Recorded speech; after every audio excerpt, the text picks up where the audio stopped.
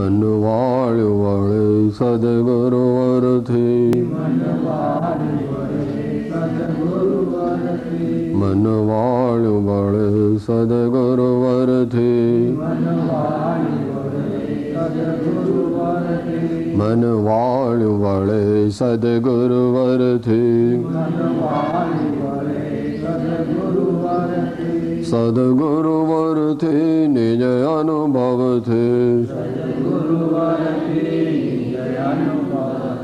સદગુરુ વરથી નિજ અનુભવથી, વૈરાગ્ય અને અભ્યાસ થકી, વૈરાગ્ય અને અભ્યાસ થકી, અભ્યાસ અને વૈરાગ્ય થકી,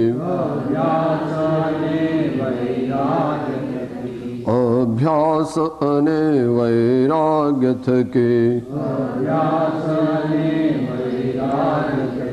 મન વાળ્યું વળે સદગુરુ વરથી, મન વાળ્યું વળે સદગુરુ વરથી, મન વાળ્યું વળે સદગુરુ વરથી, મન વાળ્યું વળે સદગુરુ વરથી.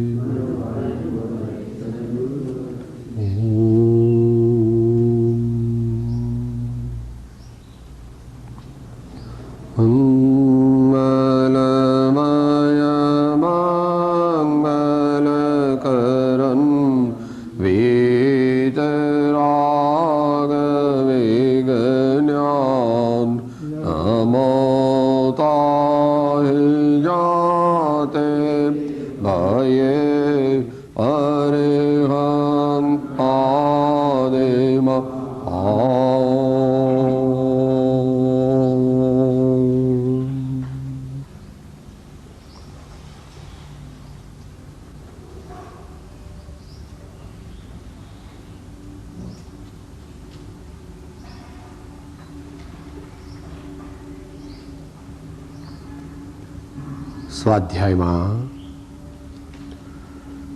શ્રી સમયસાર પરમ અધ્યાત્મ શાસ્ત્ર તેની વાચના, સંક્ષિપ્ત વિચારણા આપણે કરી રહ્યા છીએ.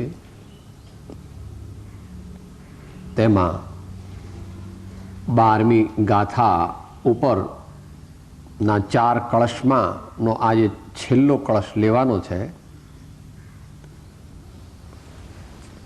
4 કળશમાં કહેવાનો આશય તો એક જ છે કે શુદ્ધ આત્મા પ્રત્યે વળવાથી હવે શુદ્ધ ભાવ પ્રગટે છે.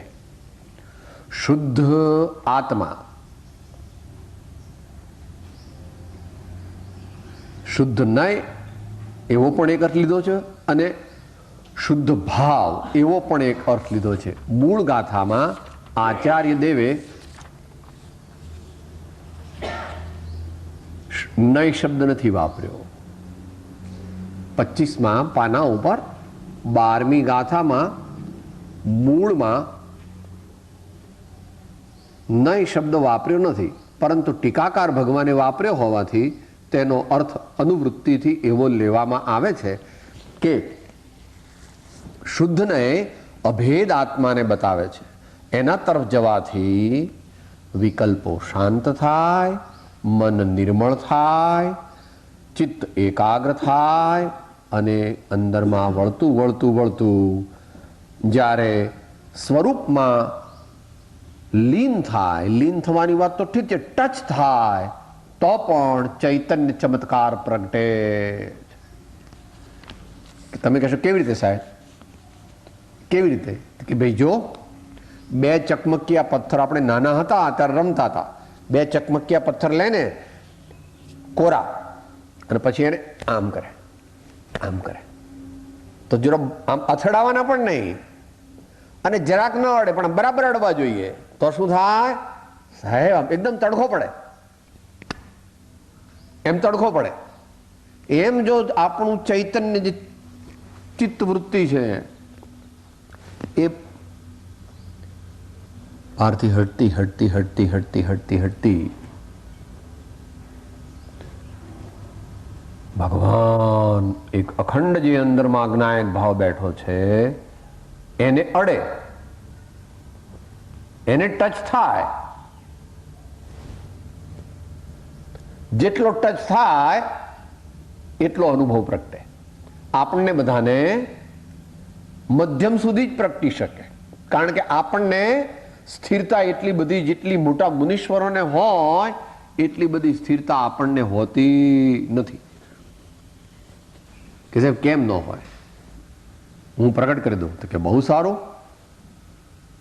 તો એને માટે આખું જીવન પણ એવું હોવું જોઈએ.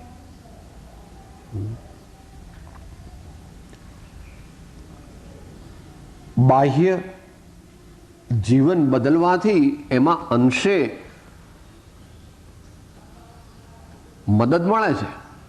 બાહ્ય જીવનચર્યા બદલવાથી મનની એકાગ્રતા અને નિર્મળતા વધે છે, પણ એ એકાંત નથી, એ ગૌણ છે. અંદરમાં તારી કેટલી જાગૃતિ છે અને જે મૂળ જ્ઞાયક ભાવ કીધો એ તારા અંતરમાં કેટલો લક્ષમાં આવ્યો છે, એનું મહાત્મ્ય કેટલું લાગ્યું છે, એના ઉપરથી આપણી ચૈતન્ય વૃત્તિ એ ચિત્ત વૃત્તિ તે ચૈતન્યમાં વારંવાર લીન થાય. લીન થવા તો ઠીક છે, લક્ષ્ય એનો કરે, દ્રષ્ટિ કરે અને થોડી થોડી લીન થાય તો એટલા પ્રમાણમાં આપણને ચૈતન્યની અનુભૂતિ થાય. હવે એ થાય છે એમ અહીંયા આચાર્ય દેવ પોતાના જીવનનો અનુભવ કહે છે. આગળના શ્લોકમાં એમ કહ્યું હતું કે નવતત્વોની જે વિચારણા એનાથી બસ થાવ અને એક તે નવતત્વને જાણવા વાળો હું છું, એમાં જ મને લીનતા પ્રાપ્ત થાવ. છેલ્લી શું હતી લાઈન જો? તન્મોક્ત્વા નવતત્વ સંતમિમિમામ આત્માયમ એકોસ્તુ નઃ. તે નવતત્વોની સંતતિથી મુક્ત થઈને આ એક આત્મા જ અમને ઉપલબ્ધ હો. ચિંતન ચાલે છે આચાર્ય દેવનું, પણ એ ચિંતનમાં ચિંતન ચિંતન ચિંતન ચિંતન ચિંતનમાંથી ચિંતકમાં જતા રહે છે. હવે ચિંતકમાં જાય છે. અહીંયા ભાવના કરી હતી, અહીંયા ભવન કરે છે. ચિંતન કરતા હતા આત્માનું, ચિંતન કરતા હતા, ચિંતન કરતા હતા. હવે શું થયું એ કહે છે 7મા કળશમાં. અતઃ શુદ્ધ નયાયત્તમ પ્રત્યગ જ્યોતિશ્ચકાસ્તિ તત નવ તત્વ ગતત્વેપી યદેકત્વમ ન મુંચતે.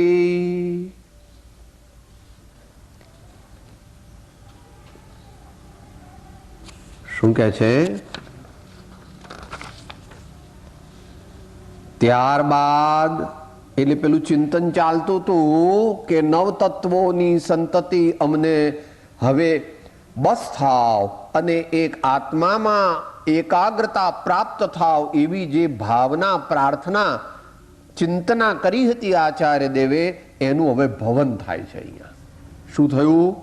ત્યારબાદ શુદ્ધ નયને આધીન જે ભિન્ન આત્મજ્યોતિ છે તે પ્રગટ થાય છે કે જે નવતત્વમાં પ્રાપ્ત થવા છતાં પોતાના એકપણાને છોડતી નથી.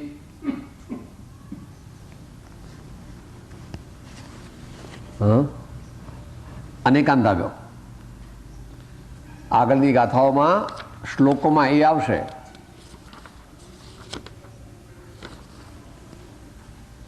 કે આ આત્મજ્યોતિ કેવી છે? તો કે આ આત્મજ્યોતિ કોઈ કોઈ વાર તો નવતત્વનું ચિંતન પણ કરે છે. આ જે આત્મજ્યોતિ જે છે એ કોક વાર તો નવ તત્વનું ચિંતન પણ કરે છે, અને છતાં એ ચિંતનમાં તલ્લીન થઈ જતી નથી. એ ચિંતનથી પણ જુદી પડીને પોતાના સ્વરૂપનો સ્પર્શ કરે છે. અનેકાંત જરા શાંતિથી સમજવું કે સાહેબ આવું કેવી રીતે બને? તે સૌથી સારું તો બહેનો કરે છે. સાસરિયાનું બધું રાખીને પણ પાછા મા બાપને પણ રાજી રાખે છે. એવું કેવી રીતે બને? કાં તો સાસરિયાને રાજી રાખો, કાં તો મા બાપને રાજી રાખો કે અમારે તો બધું કરવું પડે ભાઈ. હા, ભાઈના લગ્ન હોય તો મહિનો પહેલા જવું પડે અને ત્યાં રહેવું પડે અને બધા બાપુજીના બાના બધા મોસાળના કામ કરવા પડે. તો કે પછી હવે તારે અહીંયા જવું ને, હવે પાછા સાસરે જવાની શી જરૂર છે? અહીં બધી સગવડ છે. કે ના ના, એવું ન હોય. એ તો અહીંયા આવ્યા છીએ તો પ્રયોજનવશ આવ્યા છીએ, પણ આપણું કામ જે મૂળ જે છે એ તો પાછું ત્યાં ચાલ્યા જવાનું. એમ નવતત્વનું ચિંતન પણ કોઈક વાર કરે છે અને પોતાના સ્વરૂપની અંદર પણ કોક વાર ડૂબી જાય છે. એવો ડબલ રોલ ભજવાની જેની તાકાત છે એવી આ આત્મજ્યોતિ હવે પ્રગટ થાય છે.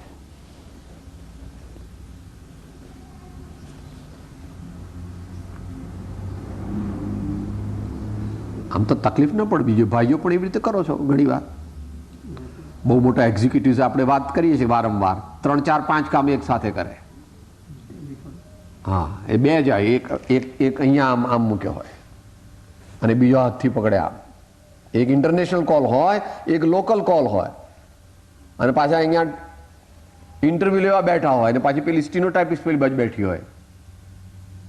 આટલું બધું એક સાથે સાહેબ?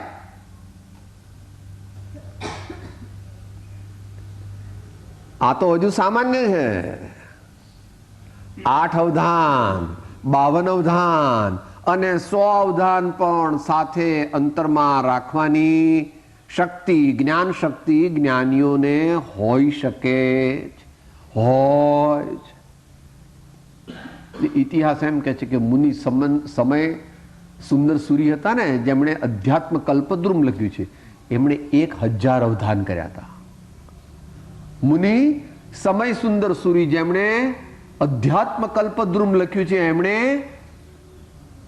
શતાવધાન જેમ હોય ને, સપ્તાવધાન હોય, દશાવધાન હોય, 20 અવધાન હોય, 52 અવધાન હોય, 100 અવધાન હોય, એમ મુનિ સમય સુંદર સુરી જેમણે અધ્યાત્મ કલ્પદ્રુમ લખેલું છે, એમણે 1000 અવધાન કર્યા હતા એવો ઐતિહાસિક ઉલ્લેખ અધિકૃત મળે છે. આ તો કઈ અલ્પ કહેવાય. આત્માની શક્તિ કેટલી છે કે પ્રભુ એ તો અત્યારે તને કહેવાની પણ જરૂર નથી, કારણ કે તારી બુદ્ધિમાં તો ન બેસે. પણ જો કોઈ ઉપાય 1 સેકન્ડ માટે જો તું તારા આત્માનો સ્વાદ ચાખી લે,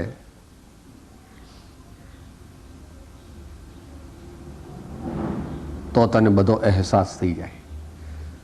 1 સેકન્ડ જો તું તારા આત્માનો સ્વાદ ચાખવાનો પરાક્રમ કરી શકે આ ભાવમાં, તો બધા અંદરના પડદા ખુલી જાય.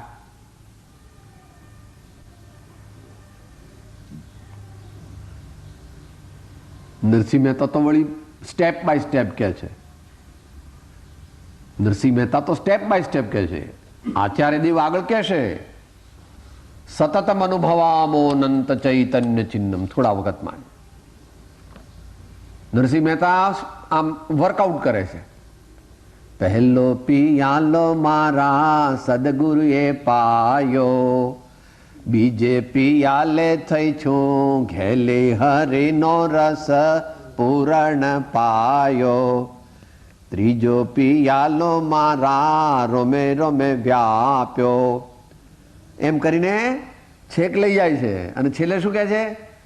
ભળે મળ્યા રે મહેતા નરસિંહના સ્વામી, દાસી પરમ સુખ પામી હરિનો રસ પૂરણ પાયો. એ દાસી એટલે પોતાની ચિત્તવૃત્તિ, અને સ્વામી નરસિંહ મહેતાના સ્વામી એટલે જ્ઞાયક ભગવાન આત્મા.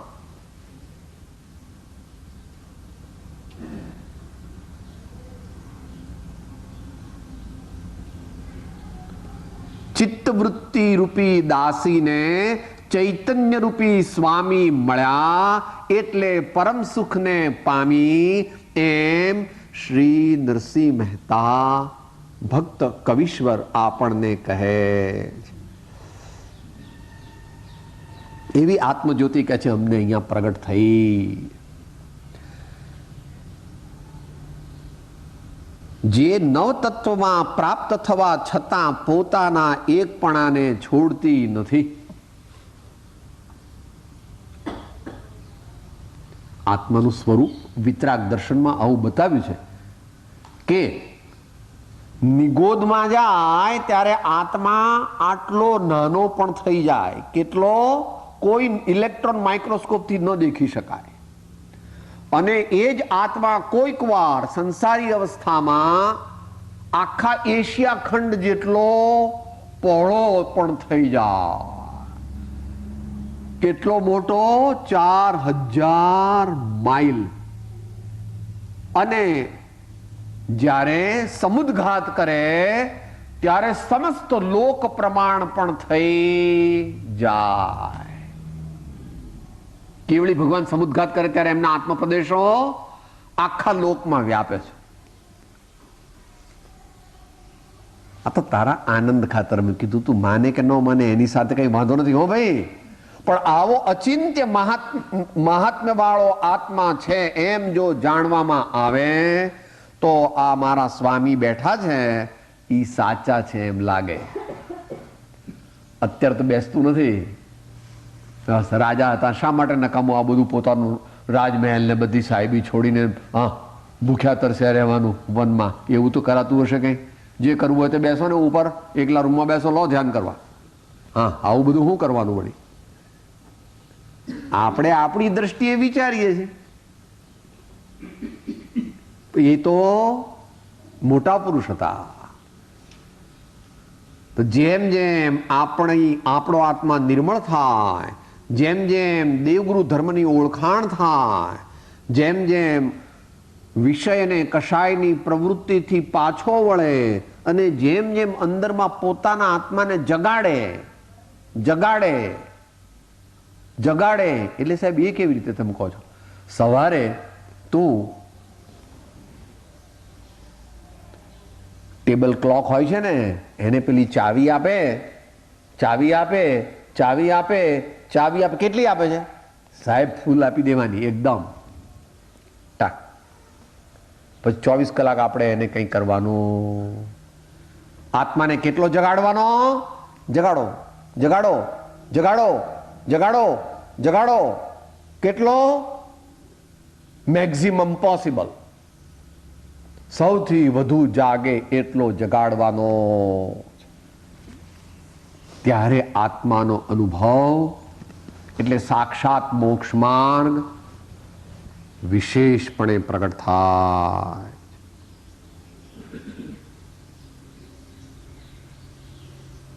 ઘણી બધી તૈયારી, ઘણી યોગ્યતા,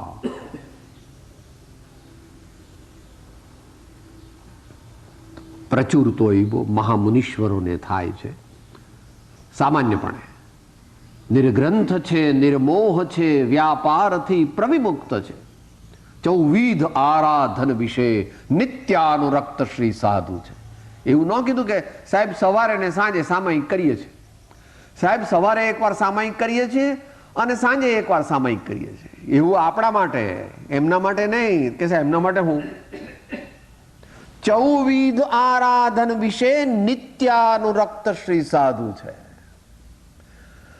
સવારે, બપોરે, મોડી બપોરે, સાંજે, મોડી સાંજે, મધરાતે, મળસ્કે સમ્યક દર્શન પણ ખરું, સમ્યક જ્ઞાન પણ ખરું, સમ્યક ચારિત્ર પણ ખરું, સમ્યક તપ પણ ખરું, અને 4નો એક એવો ભગવાન એકાગ્ર રૂપ સામાયિક, એકાગ્રતા રૂપ સામાયિક.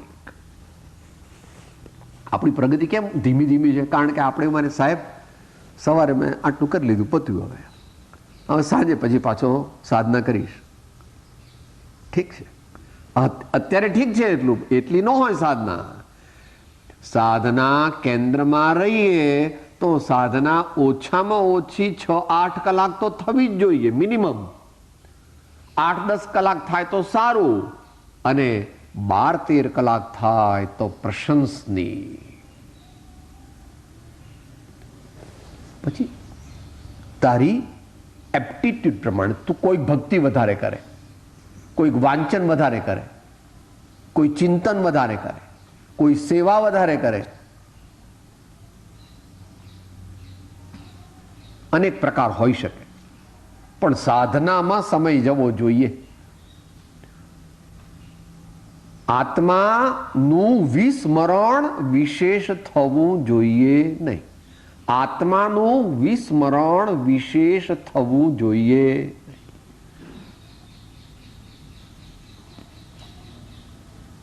તો અહીંયા એવી આત્મજ્યોતિ પ્રગટ થઈ, એટલે હવે એવી આત્મજ્યોતિ જે નયનો આશ્રય લેવાથી પ્રગટ થાય છે, નય નહીં પણ જે ભાવનો આશ્રય લેવાથી પ્રગટ થાય છે, એ અર્થની ગાથા આચાર્ય દેવ આગળ ગાથા નંબર 13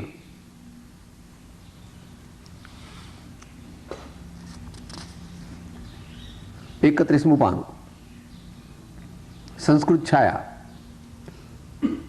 ભૂતાર્થે નાભિગતા જીવા જીવૌ ચ પુણ્ય પાપમ ચ આશ્રવ સંવર નિર્જરા બંધો મોક્ષશ્ચ સમ્યક્ત્વમ. આગળ ભૂતાર્થ નયની વાત કરી હતી, એની અનુવૃત્તિ કરે છે આ ગાથામાં. શું કહે છે આચાર્ય દેવ? સમ્યક્ત્વની, નિશ્ચય સમ્યક્ત્વની વ્યાખ્યા કરે છે. નિશ્ચય સમ્યક્ત્વની વ્યાખ્યા કરે છે આચાર્ય શ્રી મૂળ આચાર્ય દેવ, સમયસાર કરતા. સાથે બોલીએ ગુજરાતી પદ્ય. ભૂતાર્થથી જાણેલ જીવય જીવ વળી પુણ્ય પાપને આશ્રવ સંવર નિર્જરા બંધ મોક્ષ તે સમ્યક્ત્વ છે. ભૂતાર્થ નયથી જાણેલ જીવ અજીવ વળી પુણ્ય પાપ તથા આશ્રવ સંવર નિજરા બંધ અને મોક્ષ ડેશ એ નવ તત્વ સમ્યક્ત્વ છે.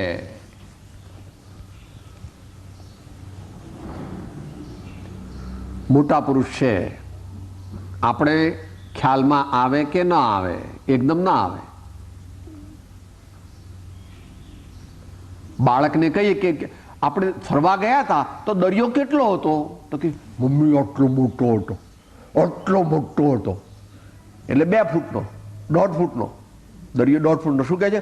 આમ પહોળો થઈને પેલો બાબલો 4 વર્ષનો છે કે મમ્મી આટલો મોટો દરિયો હતો ને ગઈકાલે આપણે ફરવા ગયા, જોયો હતો ને. એમ આપણે બાળક જેવા છીએ. એટલે ભગવાનની વાત,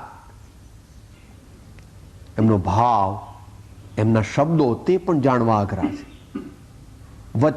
મહાપુરુષોનો વચનાતિશય છે, મહાપુરુષોનો ભાવાતિશય તો છે જ, પણ વચનાતિશય પણ છે. એ કેવી રીતે જોઈએ? જો પહેલા તો 2 જ તત્વ મૂકે છે, અને બીજા તત્વો કહેતા પહેલા વચ્ચે બીજો શબ્દ મૂકી દે છે. વાંચો. ભૂતાર્થ નયથી જાણેલ જીવ અજીવ. તો ત્યાં જ કહી દેવું હતું ને કે પુણ્ય પાપ, એમ બધું સામટું કે ના, મૂળ તત્વ 2 છે. મૂળ તત્વ 2 છે એટલે એને જુદા પાડ્યા. આની અનુવૃત્તિ આપણે ક્યાં જોઈએ છે? વચનામૃતમાં પંથ પરમપદ બોજોમાં જોઈએ છે. શું એમાં શું કે છે? આઠમાં જે છેલ્લો કવિતા, 8 જ મળ્યા છે અત્યારે, એટલે છપાતી વખતે પંથ પરમપદ બોજો લખાયો ત્યારે એમ કહેવાય છે કે 50 ગીતીઓ લખાઈ હતી, પરંતુ કલેક્ટ થઈ ત્યારે 36 હતી, પણ જ્યારે પ્રિન્ટ થવા માટે ગઈ ત્યારે માત્ર 8 રહી. આવો ઇતિહાસ મળે છે. એમાં 8મી કડીમાં શું કહે છે? જીવય જીવ વિશે તે નવે તત્વનો સમાવેશ થાય, વસ્તુ વિચાર વિશેષે ભિન્ન પ્રબોધ્યા મહાન મુનિરાય. મૂળ તો 2 જ તત્વ છે આ વિશ્વમાં, જીવ અને અજીવ. એ શાસ્ત્ર ભાષામાં. પ્રેક્ટિકલમાં એક જોનાર, જાણનાર અને એક દેખાય અને જણાય તે. એક તત્વ કયું? જે જુએ અને જાણે. અને બીજું તત્વ કયું? તો કે જે દેખાય, જોવાય અને જણાય. દેખાય અને જોવાય તે એક, દ્રશ્ય, અને જણાય તે જ્ઞેય. આ વિશ્વ કેટલું છે? દેખાય તે જુદા અને દેખનાર તે જુદો. મૂળ તો 2 જ છે. દેખનાર હું, જાણનાર હું, એવો અંદરમાં જાગૃતિ રહેતી નથી. સ્થૂળ પણ નથી રહેતી તો સૂક્ષ્મ તો ક્યાંથી રહે? સ્થૂળ પણ રહેતી નથી. દુનિયાના પદાર્થો જોઈને રાજી થઈ જઈએ છે અથવા નારાજ થઈ જઈએ છે. કેમ? દેખનાર જાણનાર હું જુદો છે એવું યાદ રહેતું. ઇષ્ટ અનિષ્ટ બુદ્ધિ કરવી એ મારો સ્વભાવ નથી એવું યાદ રહેતું નથી. એટલે દુનિયાની સારી વસ્તુઓ જોઈને રાજી થઈ જવાય છે અને દુનિયાની બુરી વસ્તુઓ જોઈને નારાજ થઈ જવાય છે. મૂળ તત્વ કેટલા? 2. એક દેખનાર જાણનાર, તે ભગવાન આપણે આત્મા પોતે, અને એક જણાનાર, દેખાનાર એવું વિશ્વ. એવું વિશ્વ. એટલે 2 પહેલા ભૂતાર્થ નહીંથી જાણે, એટલે અભેદ દ્રષ્ટિ કરીને જાણેલ. ભૂતાર્થ નહીં શું કરાવે છે? અભેદ દ્રષ્ટિ કરાવે છે. બધાને એકમાં લઈ જાય છે. કેવી રીતે? મેઘધનુષ 1 પણ રંગ 7. મેઘધનુષ તો એક જ છે પણ રંગ કેટલા છે? 7 છે. એવી રીતે યાદ રાખતા હતા ને આપણે ભણતા હતા ત્યારે. વિબગ્યોર એમ યાદ હતા ને? Violet, Indigo, blue, green, yellow, orange and red. કેવી રીતે યાદ રાખતા હતા? વિબગ્યોર. કેટલા ધનુષ? કે ધનુષ, મેઘ ધનુષ તો એક જ છે સાહેબ. તો કે એક જ છે કે આમ છે તો એક, પણ અંદર રંગ તો 7 છે.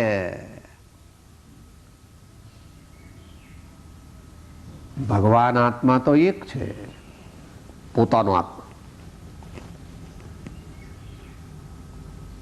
પણ એમાં ભેદ પડે છે. એમાં ભેદ પડે છે.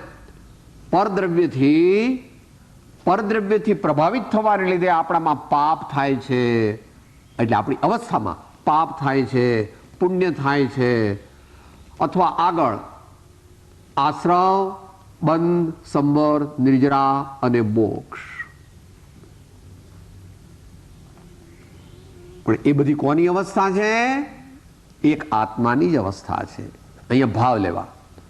ભાવ પાપ, ભાવ પુણ્ય, એ પ્રમાણે બાકીનું ભાવરૂપ લેવું. એ બધું ક્યાં થાય છે?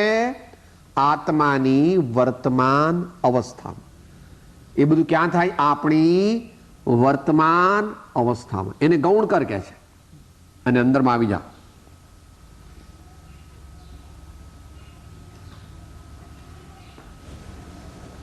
વળી ભૂતાર્થથી આ બે દ્રવ્ય, વળી પુણ્ય પાપ તથા આશ્રવ, સંવર, નિર્જરા, બંધ અને મોક્ષ એ નવ તત્વ સમ્યક્ત્વ છે. આચાર્ય ટીકાકાર સમજાવશે એટલે અત્યારે જતા નથી. અહીંયા બધા સિનિયર મેમ્બર્સ છે, બધાને ખબર છે કે પાપ એટલે શું, પુણ્ય એટલે શું. વળી ટીકાકાર મહારાજ આપણને કેવી રીતે સમજાવે છે આચાર્ય ભગવાન, એ આપણે એમના જ શબ્દોમાં સમજીએ તો વધારે અધિકૃત થશે. ઓથેન્ટિસિટી શું કહે છે? આ જીવાદી નવતત્વો ભૂતાર્થ નહીંથી જાણે સમ્યક દર્શન છે.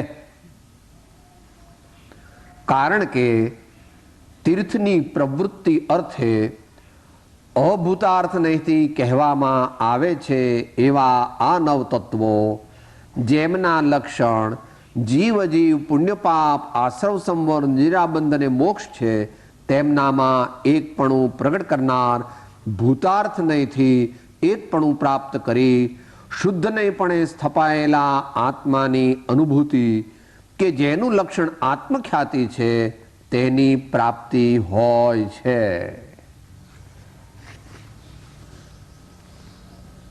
હવે જરાક સાવધાન.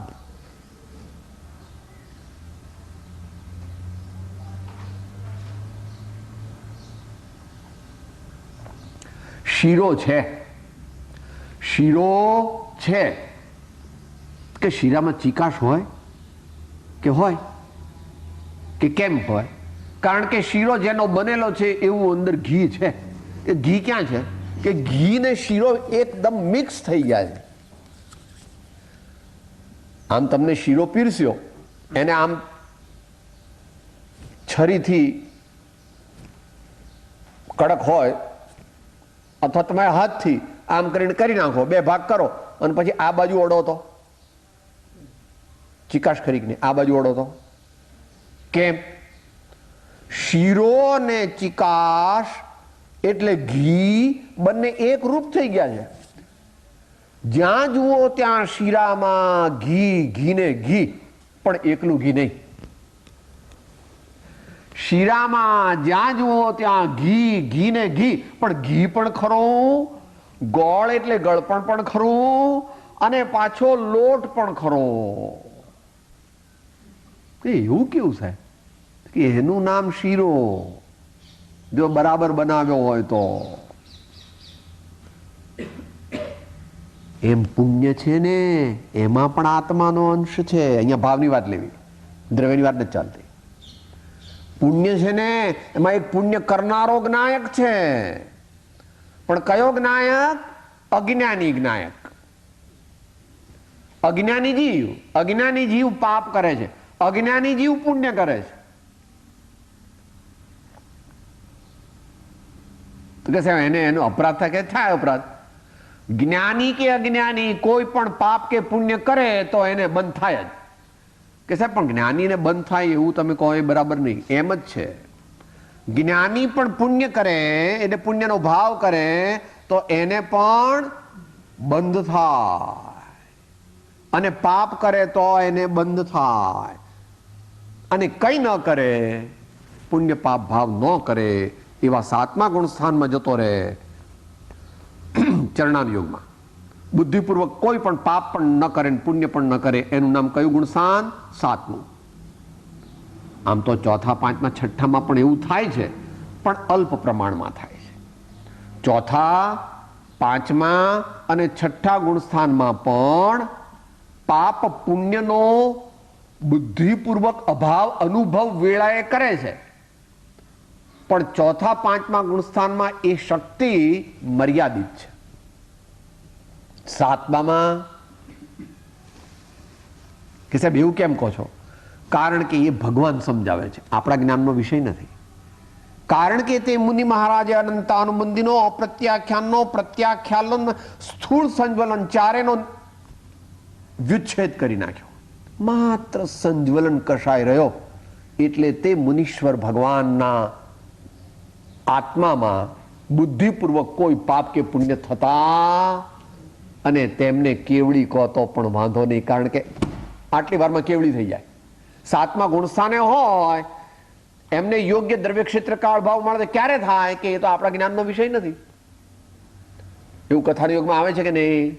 પ્રસન્નચંદ્ર રાજર્ષિ હતા ને તે થોડો વખત પહેલા પોતાના દીકરાનો વિચાર કરતા હતા અને પછી આખી આ તો કથાનો યોગ છે કે ઉભા રે પેલો રાજા મારા દીકરાને હરાવે છે એમ કરીને ગોર મારો મુગટ લઈને મારું, પણ આમ મુગટ લેવા ગયા ત્યાં તો તોલકું હાથમાં આવ્યું. મુનિ હતા. તરત જાગું, અરે હું તો મુનિ થઈને આ મારા દીકરાના કોઈ દુશ્મન પ્રત્યે દ્વેષનો ભાવ કરું છું? નહીં નહીં નહીં નહીં, ભૂલ થઈ ગઈ. આવી જો મારા આત્મામાં, એકદમ આત્મામાં આવી ગયા. થોડી વારમાં દુંદુભી વાગી. ગૌતમ પૂછે છે ભગવાન શું થયું? તો કે પ્રસન્નચંદ્ર રાજર્ષિને કેવળ જ્ઞાન થયું કે ઓહો, કેમ? જાગી ગયા અને પુરુષાર્થ કર્યો. જેવો વારંવાર સાતમું ગુણસ્થાન જેમણે પ્રાપ્ત કર્યું હોય એવા મુનિરાજ, એવા મોટા મહાન ધર્માત્મા એ કેવળ જ્ઞાન એટલામાં કેવળ જ્ઞાન લઈ શકે છે. એ આપણા જ્ઞાનનો વિષય નથી, પણ આપણે એમને એવા માનીએ તો આપણા આત્મામાં એમના પ્રત્યે સાચો પ્રેમ પ્રગટે તો આપણું કામ થઈ જાય. જે મનુષ્યને પંચ પરમેષ્ઠી પ્રત્યે સમજણપૂર્વકનો સાચો અંતરંગ પ્રેમ પ્રગટે, એટલે પરમાત્મા અને સદગુરુ પ્રત્યે જો સાચો પ્રેમ પ્રગટે તો કે તન સે મન સે ધન સે સબ સે ગુરુદેવ કી આન સ્વ આત્મ બસે, તબ કારજ સિદ્ધ બને અપનો રસ અમૃત પાવહી પ્રેમ ઘનો. એને બધા શાસ્ત્રો આવડી ગયા. પર પ્રેમ પ્રવાહ બળે પ્રભુ સે સબ આગમ ભેદસુ ઉર બસે.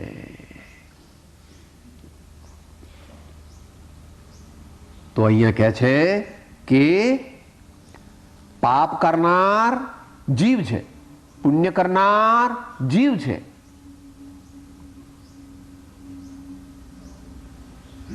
આ પુસ્તક પાપ કરે?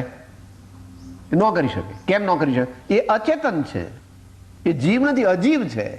આ પાપ કે પુણ્ય ન કરે. પણ કીડી બેન હોય એ પાપ પુણ્ય કરે. મંકોડો હોય તો એનો આત્મા પાપ કરે, પુણ્ય કરે. એમ આપણે પાપ પુણ્ય કરીએ છીએ. આપણને ખબર હોય કે ન હોય, કર્યા જ કરીએ છીએ. જીવના ત્રણ જ પ્રકારના ભાવ હોય ઉપયોગની અપેક્ષાએ. એમાં મિશ્ર હોય એ વાત જુદી, પણ કેટેગરી ત્રણ જ હોય. કાં તો અશુભ ભાવ પાપ, કાં તો શુભ ભાવ પુણ્ય, અથવા શુદ્ધ ભાવ તે શુદ્ધ.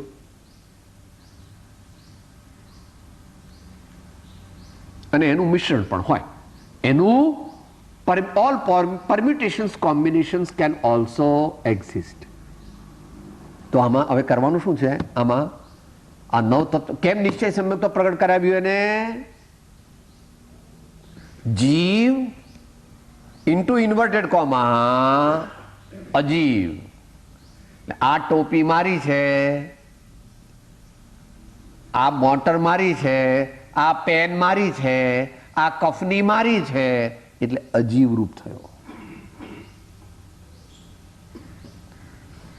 સાહેબ એવું અટ્ટમ સટ્ટમ સમજાવી દીધું ને આગુ પાછું, એટલે એ માણસ બાટલામાં ઉતરી ગયો.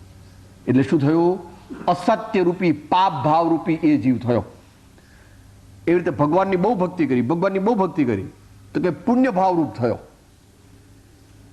એ પ્રમાણે આશ્રવ, બંધ, સંવર, નિર્જરા, મોક્ષ વગેરે. મોક્ષ થતો નથી. મોક્ષ રૂપ ભાવ થાય ત્યારે તો અરિહંત અથવા સિદ્ધ અવસ્થામાં થાય. પૂર્ણ મોક્ષરૂપી ભાવ હોય છદ્મસ્થ અવસ્થામાં? ન હોય. ક્યારે હોય? બોલીએ સર. મોહ સ્વયંભૂ રમણ સમુદ્ર તરે કરે સ્થિત ત્યાં જ્યાં ક્ષીણ મોહ ગુણ સ્થાન જો અંત સમય ત્યાં પૂર્ણ સ્વરૂપ વિતરાગ થઈ પ્રગટાવો નિજ કેવળ જ્ઞાન નિધાન જો અપૂર્વ અવસર એવો ક્યારે આવશે. તો પાપ ભાવ છે ને એની અંદર બેનું મિશ્રણ છે. પાપ ભાવ કરે ને જીવ તો એ શું છે? ટેરિકોટન છે. એમાં જે પાપરૂપી કોમ્પોનન્ટ છે એ આશ્રવ છે અને એ વખતે પણ ત્યાં જ્ઞાન સ્વરૂપી ચૈતન્ય આત્મા છે ખરો, પણ એની એને ખબર નથી. એની એને ખબર નથી. નહીં માન્યતામાં પણ એવું જ છે. જ્ઞાનમાં નથી, માન્યતા. સાહેબ મારો સ્વભાવ ગરમ છે, સંભાળીને બોલ્યો. શું કહે છે? સાહેબ મારો સ્વભાવ ગરમ છે, સંભાળીને. એટલે શું પોતાને માને છે? ક્રોધ સ્વરૂપ. શું કહે છે? સાહેબ હું ક્રોધ સ્વરૂપી આત્મા છું. પણ આત્મા ક્રોધ સ્વરૂપ છે? આત્મા તો ક્ષમા સ્વરૂપ છે. પણ નથી તો જાણતો અને નથી તો માનતો, તો આચરે તો ક્યાંથી બાપા? જાણ્યા માન્યા વિના આચરણમાં આવે?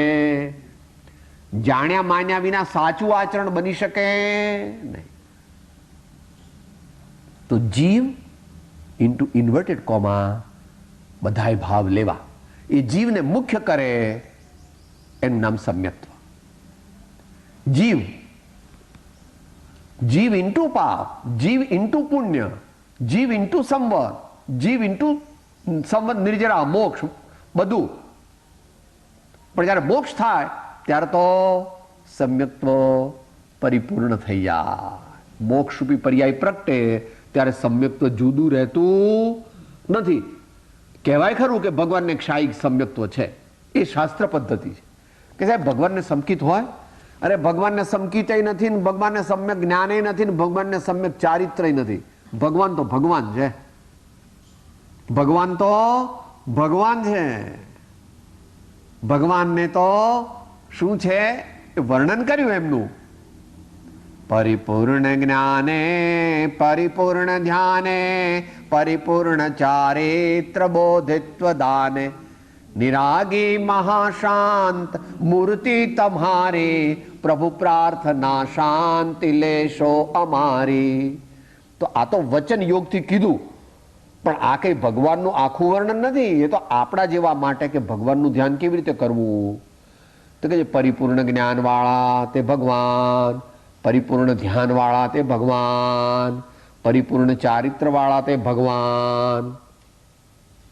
પરંતુ સાચા ભગવાન જોઈતા હોય તો તું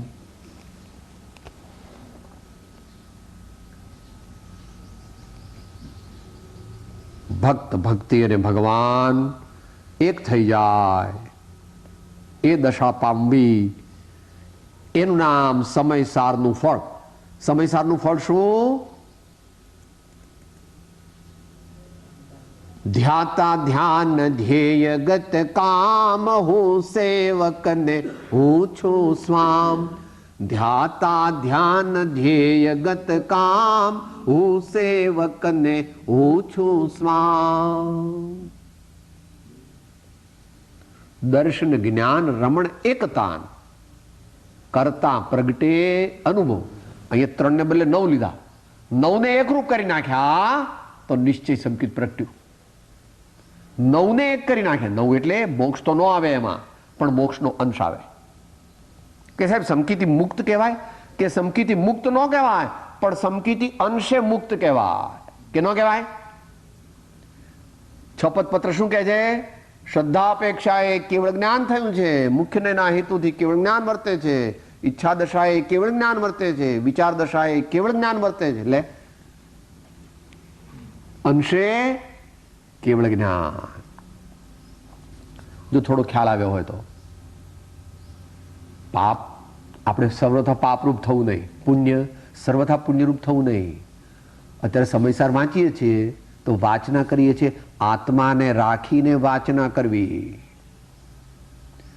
આત્માને ભૂલીને નહીં. સ્વાધ્યાય સ્વ રાખીને અધ્યયન, સ્વ રાખીને ભક્તિ,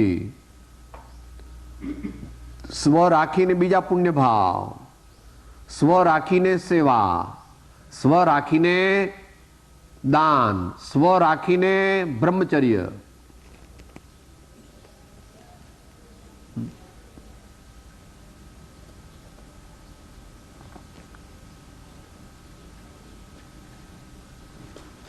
એ સમજવા માટે આનંદઘનજીનું આખું પદ જે બોલીએ છીએ એ સમજી લેવું. હા, ગાય ચરે છે પણ સાહેલી વાતો કરે છે પણ નટવો નાચે છે પણ સોની સોનાના ઘાટ ઘડે છે પણ કામી ને જુગટું રમનાર જુગારી રમે છે પણ એમ આપણે સ્વાધ્યાય, ભક્તિ, પૂજા, દાન, તપ વગેરે કરીએ.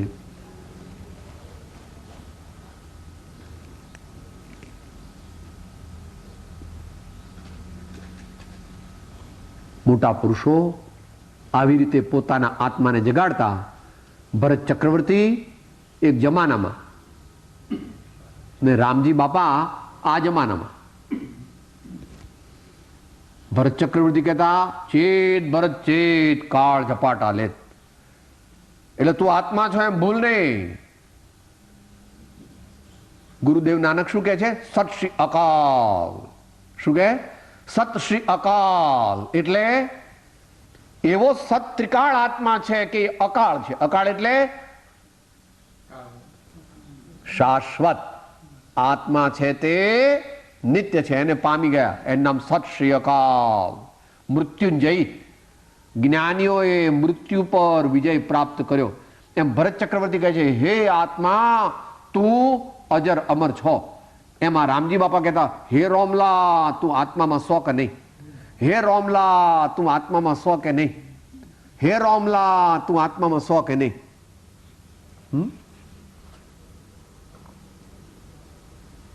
નિશ્ચય રાખી લક્ષ્યમાં સાધન કરવા સોય. નિશ્ચય રાખી લક્ષ્યમાં સાધન કરવા, એટલું ભૂલી જવાય છે.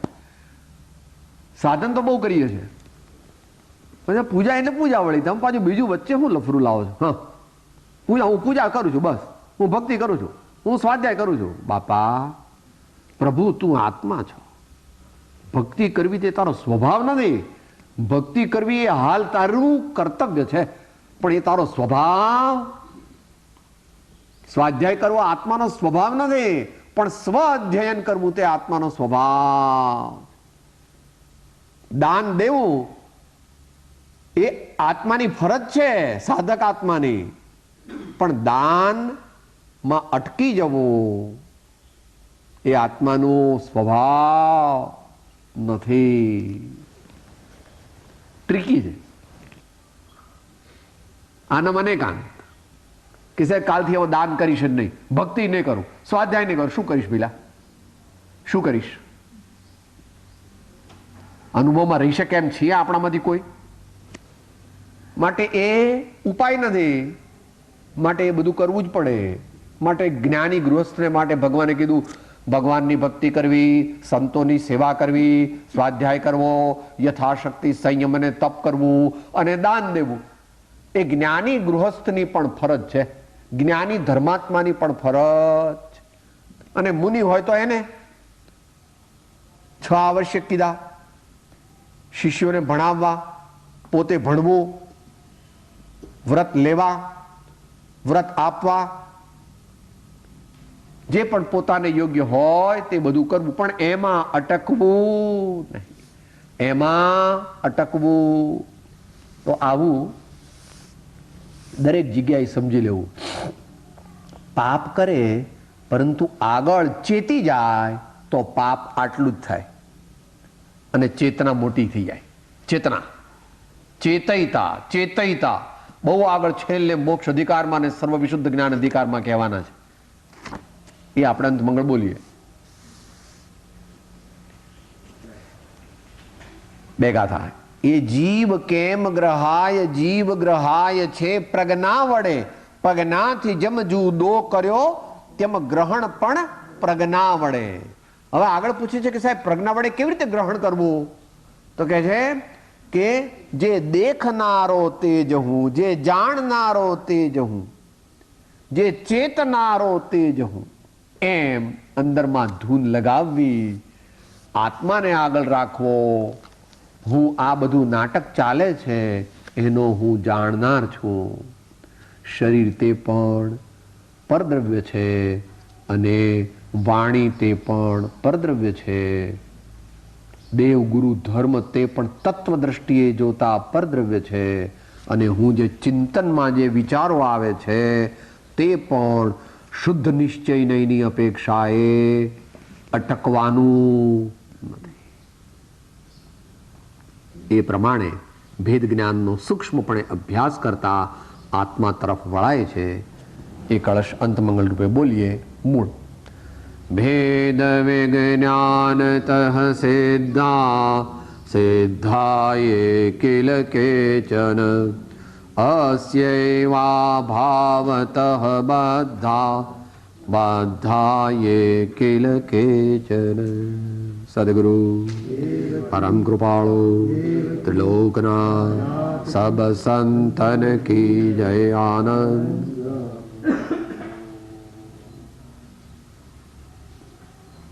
સાવધાન. સહજ અવસ્થા.